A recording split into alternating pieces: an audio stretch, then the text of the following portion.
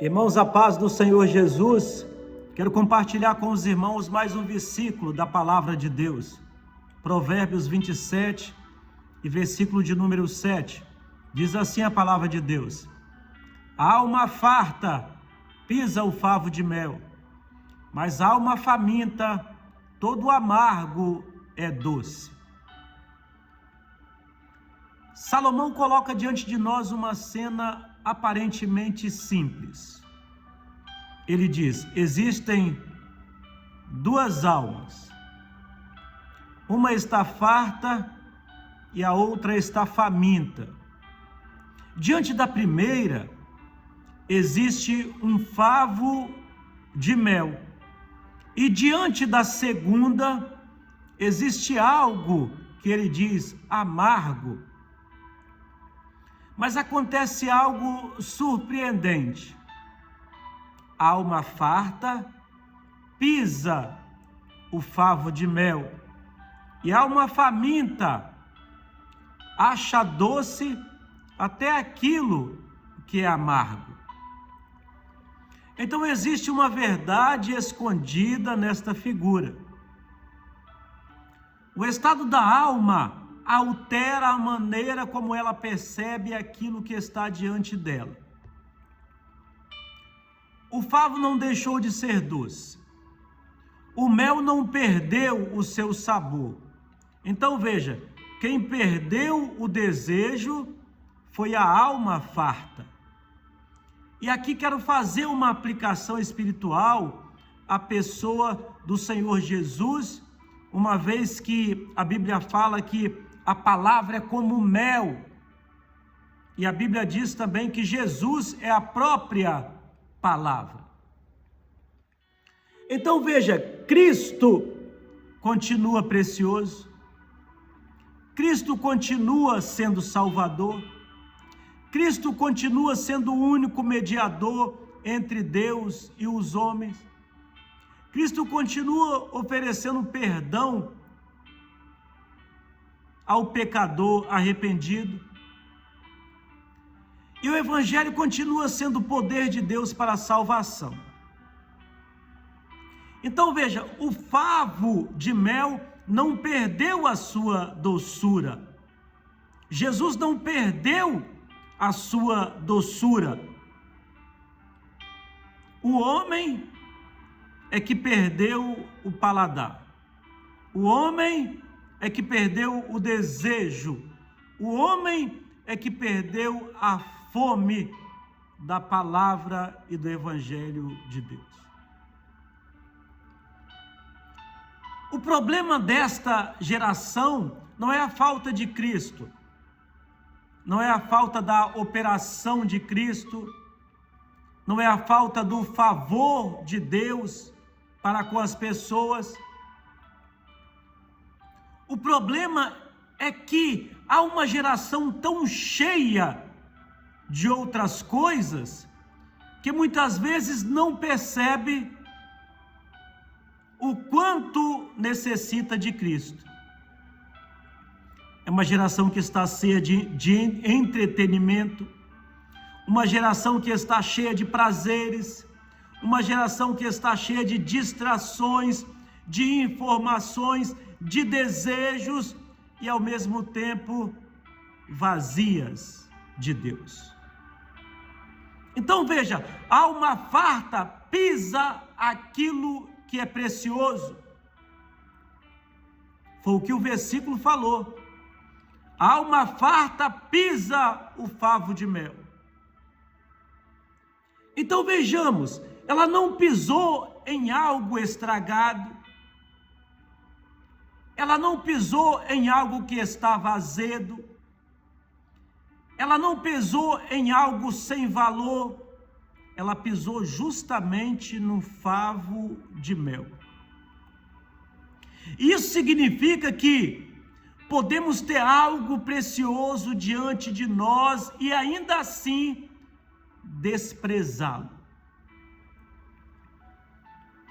E quando olho para o Evangelho, lembro-me de Jesus em João, capítulo 1 e versículo 11, que fala bem assim, ó: ele veio para os seus, mas os seus o rejeitaram, não o recebeu. Cristo veio, o Salvador estava diante deles, aquele que os profetas anunciaram estava diante deles, mas muitos não receberam. E Isaías já havia profetizado algo nesse sentido. No capítulo 53 e verso 3, ele diz: era desprezado e o mais rejeitado entre os homens. É possível estar diante do favo e não reconhecer a sua doçura. É possível ouvir falar de Jesus durante anos e nunca entregar-se verdadeiramente a Ele. É possível conhecer versículo e não conhecer o Salvador. É possível ouvir o Evangelho de domingo após domingo e continuar dizendo: um dia eu aceito, depois eu penso nisso, quando eu estiver velho, quando resolver os meus problemas, cuidado para não pisar no favo de mel, cuidado para não pisar naquilo que amanhã você possa desejar encontrar. Porque a Bíblia também diz que existe um favo de mel falso. Existe uma doçura falsa. Porque a Bíblia apresenta algo impressionante em Provérbios 5, versículo 3 e 4. Diz assim: porque os lábios da mulher estranha destilam favos de mel, mas o seu fim é amargoso como absinto. Então veja o contraste. Em Provérbio 27, existe um mel sendo pisado, e em Provérbios 5, existe algo que parece mel, mas termina com amargo. E aqui está uma característica, irmão, do pecado. O pecado raramente mostra o final no começo. O pecado raramente mostra o final no começo. Ele mostra prazer, mas esconde as consequências. Ele mostra a taça, mas esconde a ressaca. Mostra a aventura, mas esconde as lágrimas. Mostra a liberdade, mas esconde as correntes. Mostra o começo, mas não mostra o fim. O pecado sabe colocar mel na entrada e amargura na saída. É por isso que Provérbio diz: o seu fim é amargoso como absinto. O pecado diz: experimente. Jesus diz: vigie.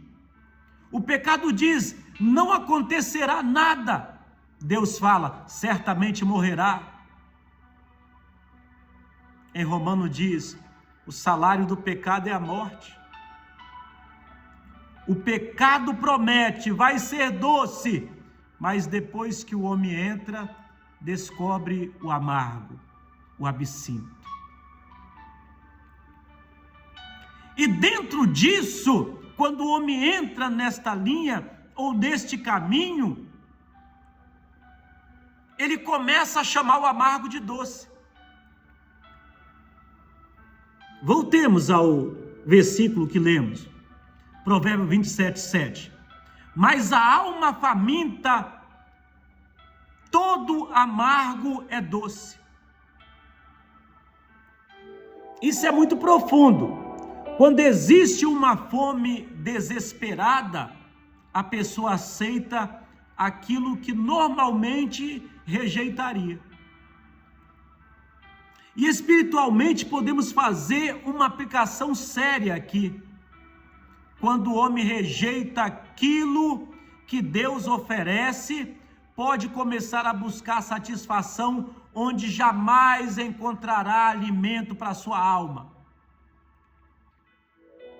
Então ele começa a chamar prisão de liberdade, começa a chamar pecado de prazer, começa a chamar destruição de felicidade, começa a chamar distância de Deus de independência. Vê se pode. Até que Isaías denuncia uma inversão terrível.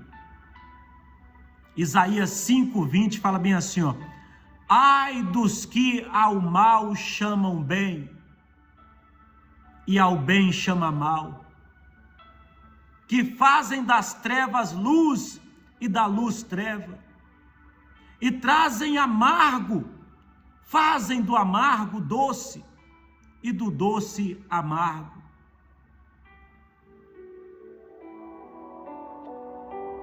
Quando os valores espirituais são invertidos, o homem olha para aquilo que Deus chama de amargo e diz: isso é doce. E olha para aquilo que Deus chama de bom e diz: não quero. Quando uma geração perde o paladar espiritual, começa a chamar o amargo de doce e o doce de amargo. E Jeremias revela onde está uma das maiores amarguras.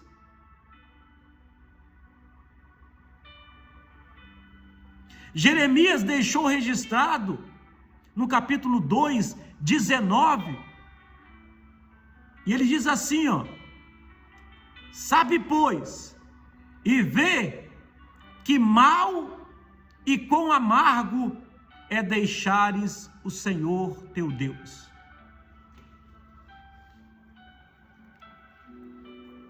Então aqui está, quão amargo é deixar o Senhor.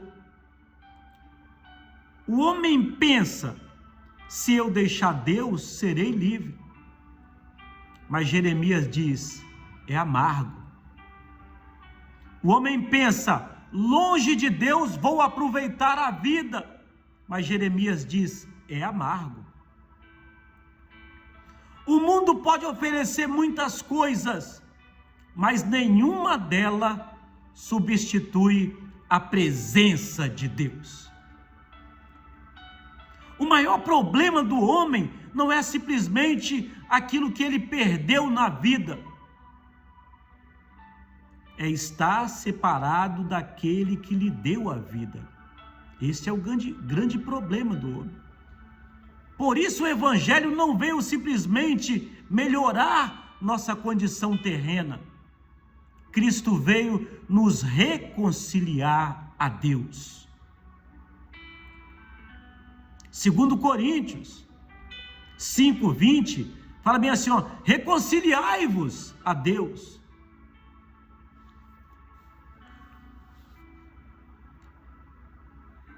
Pregando essa mensagem, eu lembro também do filho pródigo. Um jovem estava na casa do pai. O filho estava na casa do pai. Havia na casa do pai alimento, havia segurança, havia comunhão, mas ele desejou ir embora. Pegou sua parte, saiu para uma terra distante. Enquanto havia dinheiro, havia amigos. Enquanto havia recursos, havia festa. Até que tudo acabou. Então veio a fome. E aquele jovem chegou a desejar a comida dos porcos. Agora pare um instante e pense. Ele saiu de uma casa onde havia pão com abundância e terminou desejando a comida dos porcos. Que retrato, né, irmãos? O pecado sempre promete levar você para um lugar melhor do que a casa do Pai, mas nunca mostra onde a estrada termina. O jovem precisou chegar ao fundo para perceber: quantos trabalhadores de meu pai têm abundância de pão e eu aqui pereço de fome? Então ele disse: levantar-me-ei e irei ter com meu pai.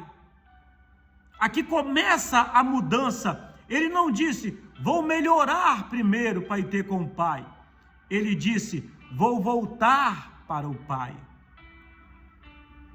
Porque a situação em que Deus não quer apenas melhorar o lugar onde a pessoa está. Deus está nos chamando ao arrependimento e à volta para Ele. Em Êxodo 15, 23,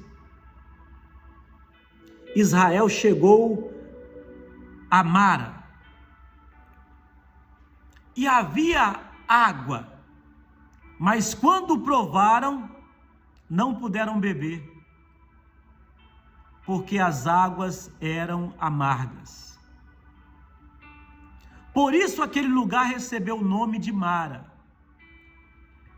Talvez existam pessoas ouvindo esta mensagem que sabem exatamente o que significa Mara, o que significa amargo, o que significa absinto.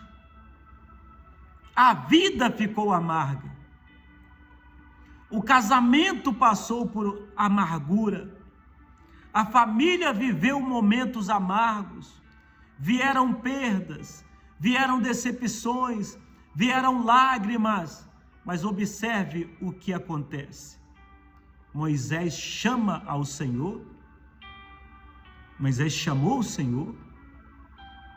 E Êxodo 15, 25 diz que o Senhor lhe mostrou uma árvore.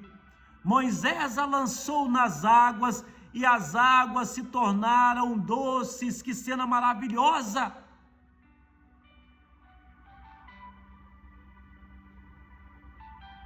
Quando o homem encontra o amargo, Deus ainda pode intervir na história. O amargo não precisa ser a última palavra. Não precisa ser a última palavra. Sua história não precisa terminar amarga. Cristo pode transformar a história. Cristo pode transformar a amargura e trocar pela salvação. Deus faz isso. Jesus faz isso.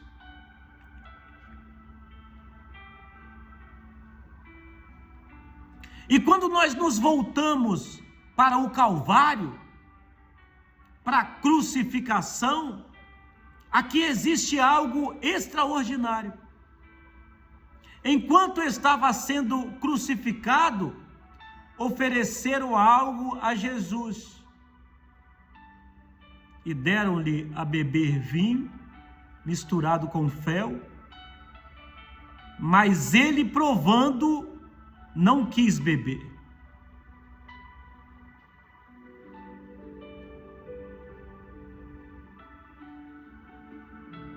Amargura na cena da cruz.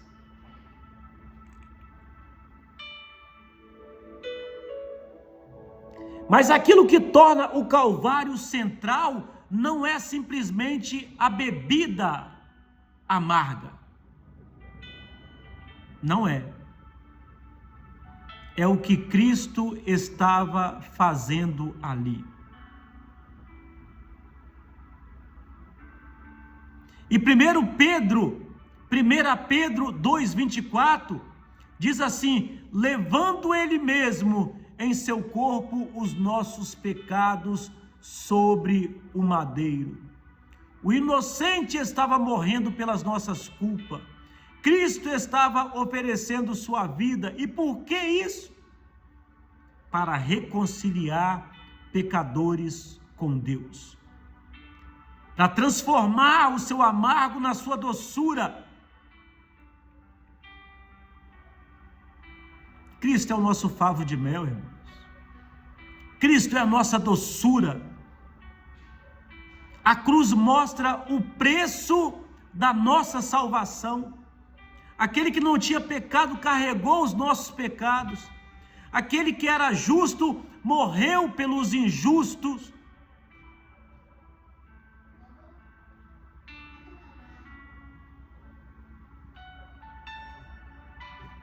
Porque também Cristo padeceu uma vez pelos pecados, o justo pelos injustos, para levar-nos a Deus. 1 Pedro 3,18.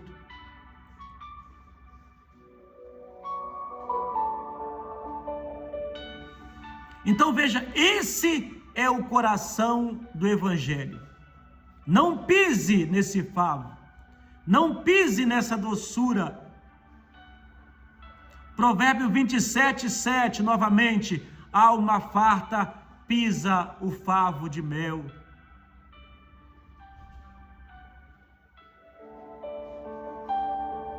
Não despreze a Cristo.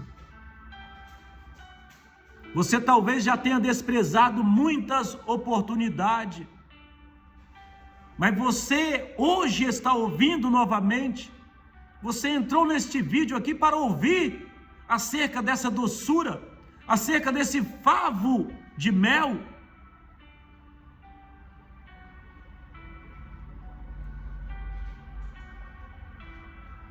Quando Deus lhes concede mais uma oportunidade de arrependimento, não despreze o favo de mel.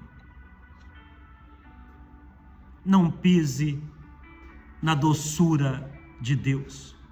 Salmos 34:8 fala bem assim, ó: provai e vede que o Senhor é bom. O Senhor é a nossa doçura, irmãos. É verdadeiramente o nosso favo de mel através da pessoa do Senhor Jesus Cristo. Se você entrou aqui neste vídeo com a sua vida amarga, dentro desta mensagem estou lhe oferecendo o favo de mel. Jesus Cristo é a nossa doçura. Se hoje ouvirdes a voz do Senhor teu Deus, não endureça o vosso coração. Que Deus nos abençoe.